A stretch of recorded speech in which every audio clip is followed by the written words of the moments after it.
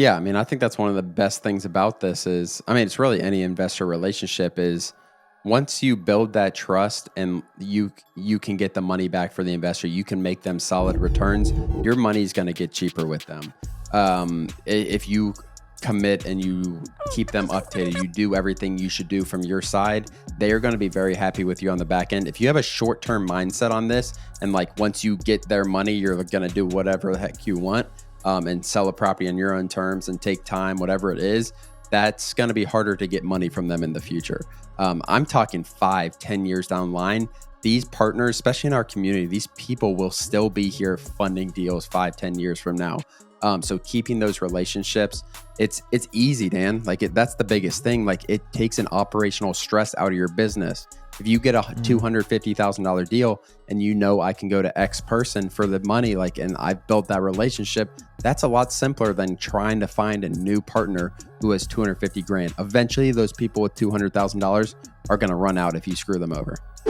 And it's confidence on the front end too, like being able to send out offers with $300,000 on them, $500,000, knowing you're going to be able to get funding, talking to them on the phone, being confident about it. That trickles down to your business, and it trickles down to the health of your business. Like this is a banking relationship essentially, and you have to treat it like that, because as you get more time, it's going to get easier to get funding from these people. There's times where we usually look at the deal somewhat wrong, but there's times where we'll trust in manager so much that we barely look at the deal because they have such a good track record with us. They've done well. We know they're going to list it right away. So you got to work. It's a win-win relationship when it's done right. But like Ron said, it can go the other way. There's people who sit on the property, they don't list it, whatever the situation is, they're not on top of it, and it goes by. And obviously we have those notes. Obviously we know what's going on. Next time they come to us for funding, Ron, that's more than likely going to be a no because of that.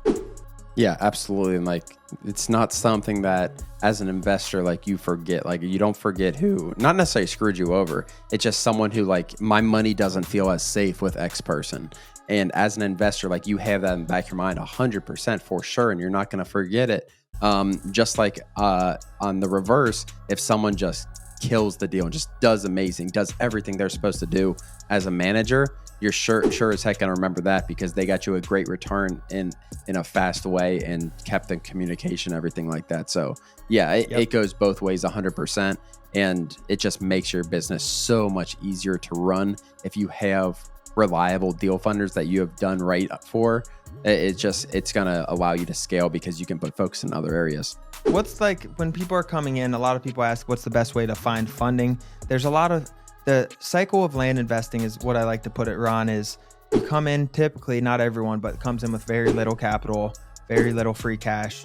And then they put it in the business. They get some of their own deals. They use deal funding.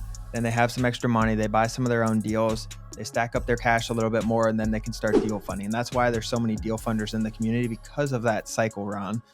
As always, thank you for joining. Please do us a huge favor and like and subscribe our YouTube channel and share this with a friend. It really means the world to Ron and I, but more importantly, it could help change the life of someone else. Thanks for joining, and we'll see you next episode.